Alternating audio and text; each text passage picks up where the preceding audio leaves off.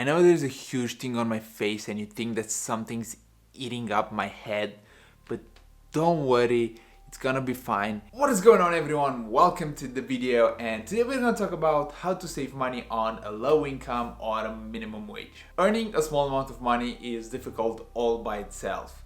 Now, the fact that you think you cannot even save some money to build your emergency fund or to save for a down payment, it's going to be even more strenuous on your mental thinking. But I'm here to help you with this thing and show you how you can save money even if you have a low income or a minimum wage income. We often hear the phrase that it's not how much you make, but how much you can keep from what you make. If you would earn $10,000 and you would spend $10,000 the amount, well, by the end of the month you'd have zero. But if you earn 1,000 and you save 500, then you are much more ahead than the person that spends the 10,000 from the 10,000 earned. Let's dive on the categories where you can save a lot of money, even on a low income or on a minimum wage. Smash the like button whenever the one that you can save the most gets to you, and let's begin with the video. The first category where you can save money on, even on a low income or on a minimum wage, is housing. Housing eats about 40 to 50% of your income in a lower income bracket. Heck, it even eats about 40 to 50% in my situation. If you find a way to reduce your housing expenses, you can save a big chunk of money just from this category. You can save about 20% just by playing with this category, and then use the Benjamins in order to build your financial security and build your financial freedom. A few ways that you could reduce your housing expenses is by downsizing from a fancier place or a bigger place to a smaller place or a more moderate place to live in. Another way of reducing your housing expenses is by doing a form of rent hacking or house hacking if the market allows for it. For example, in my situation, I can't really do a way of house hack or rent hack. There aren't many duplexes built in order to buy one and move into one side of the building and then rent the other one if you want to do a form of house hacking. And doing a form of rent hacking isn't really possible either, because the majority of the leases and the majority policy is that you do not have the right to sublease to another person. The alternative to this situation would be to rent a place with a few more people. You could get a bigger apartment but bring in some roommates, but you all enter together into that contract, so you might have to deal with that for a certain period of time. If you get together with your friends and rent a bigger apartment, that could be a really good option in order for you to save on the housing expenses. At the same time, you could enjoy time together and more social activities just by staying at home, playing some games, watching some movies, and all that other jazz that you could do as a group together. If you still want to live alone, of course you can move to a smaller apartment or downsize from a fancier one to a moderate one. And if you really want to go extreme, you can move in back with your parents if that's an option.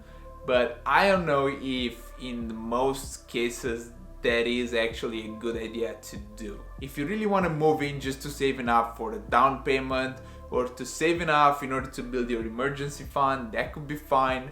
But in the long run, I would encourage you to try to be as independent as possible and try to avoid doing extreme things like moving back with your parents and living on their own expenses. A second category that you can actually save a lot of money on is transportation costs.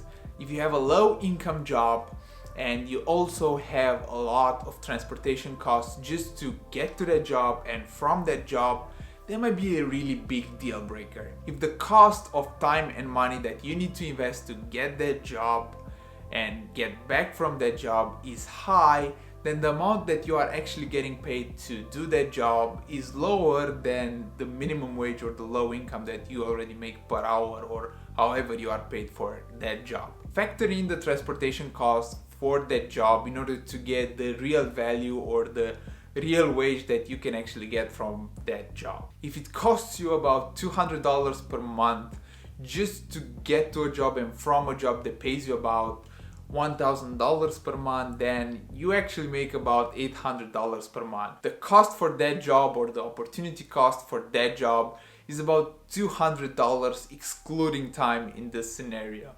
If you actually spend even more time just to drive to and from the job, you have to factor that hours in too. An alternative to this situation would be to find a job that's closer to the place that you live in and try to reduce the transportation cost in this way.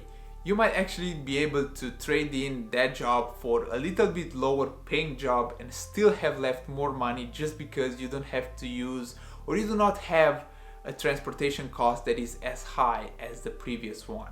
Now, we talked about this even before touching on reducing the car expenses, reducing the gas expenses, ditching the car and using public transportation instead. Those are other methods that you can reduce your transportation costs. Those are more extreme methods to reduce the transportation costs. But the first one that I would recommend, or the first one that I would do, is to basically try to get closer to the job that's paying you more, or trying to find a job that's closer to you that pays the same amount or even a little bit lower, but try to find a margin where you could actually get a benefit from switching. If you don't get the benefit in money, you might get the benefit in time, and you would have the time to invest into your skills to get paid more in the future. So it's going to be a win situation in either case. A third category where you can save some money is utilities, and I'm talking here about heating, cooling, and electricity, strictly those. If you know you have a low income or a minimum wage job, don't crack the AC up when it's hot, and don't turn the heating to the maximum in the winter when it is cold. Try to keep a moderate temperature that you can basically have a hoodie on and just a t-shirt, and you would save a lot of money during the upcoming years. Don't go to the extreme, or I don't recommend going to the extreme where you have to basically wear your hoodie on and also have a jacket on top of you, and I don't know, a bunch of things thrown on you just to be warm enough to operate in that environment. Don't make your home colder than the North Pole, because you won't be able to do anything during your weekends. Of course, you can keep a lower temperature in the home when you're not at home, because basically you are 8 hours or 10 hours on the road to and from the job, and you don't need to have the AC or the heating turned to the maximum, and you can just turn it to like a more controllable temperature whenever you are home. But if you need to turn into a polar bear just to be able to sit in your home, or if you just need to put bags of ice cubes all over the place just to be able to live in that apartment, that might not be a good idea. Another subcategory in the utilities where you could save some money, like a big chunk of money, is actually electricity, and especially with light bulbs. I'm not talking here about using appliances and electricity on off-peak electrical hours, which could be an option, but I'm talking here about switching the old crappy light bulbs with life-saving and energy-saving LED light bulbs. They will produce much more light for a fraction of the energy cost of the older light bulbs.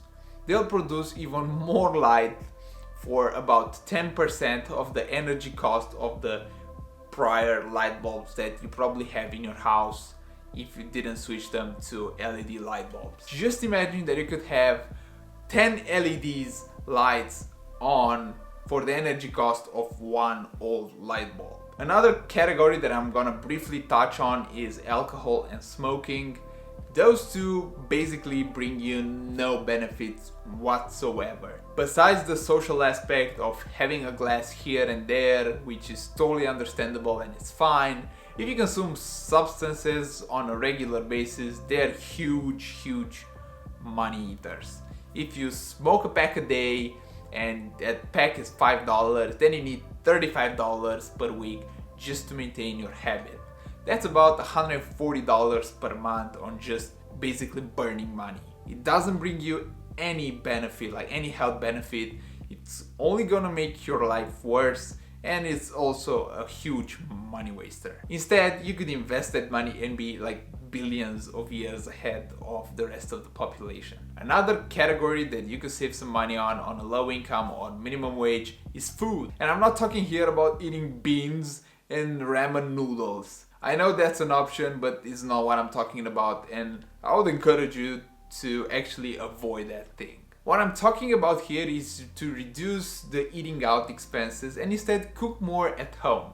You get much better quality food, you get the enjoyment of doing an activity with someone that you might love, to share the food with someone that you love, and actually save money in turn, and also having better quality and more healthy, nutritious and delicious food. I would also encourage you to pack the lunch to work, because you would avoid the $5 here, $10 there, $20 lunch, and all that kind of stuff. You can still get the benefit of eating with someone that maybe brings their lunch with them, and maybe you can strike a conversation and exchange some of the tips that you have from this video or from another video or from whatever you read, and maybe a friendship arises from that situation and you get another social benefit, another win, just by saving some money and just by cooking your own meals. One other thing that you might do, and you would hate me for this, is to stop the Starbucks latte for $5, because that's crazy. You can get much better quality coffee if you make it your own, and if you really enjoy that Starbucks coffee, just try to save the $140 that you need to pay for the monthly lattes from some of the above expenses. Or you can get the alternative, or you can get to the route of paying yourself $140 to make lattes at home. Just imagine that every time you make a latte at home, you pay yourself $5. Actually, I would encourage you to do that. Every time that you make a latte at home, pay yourself $5. Like every single time you make a latte and you don't buy it from Starbucks, pay yourself $5 and putting somewhere. I don't know, just putting it for fun money or for traveling money. Pay yourself for doing yourself this favor of making your own amazing latte. I know there are a bunch of recipes out there on the internet or on YouTube.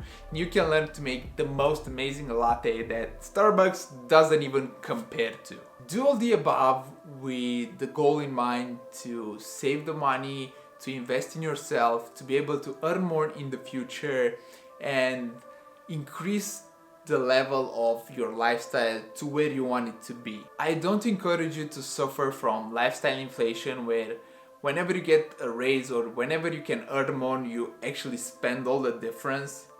But to actually bring yourself to a place where you want to be, a place that's comfortable enough where you can sustain your living and then save all the excess, build yourself, build your portfolio, and in no time you will be on a path to financial independence, to having whatever you want to afford to go traveling, to afford to take 1 to 2 months off, to afford to do whatever you want to, whenever you want to, because that is the goal. I want to thank you so much for watching this video. I hope you enjoyed it and I hope you find it useful.